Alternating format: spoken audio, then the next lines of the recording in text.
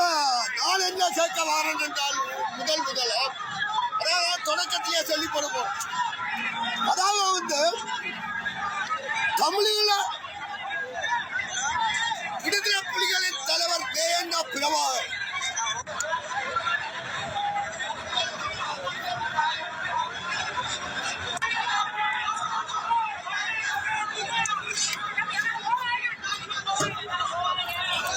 அதான் போய்கொண்டிருக்கு பாக்குறேன் நாட்டில்.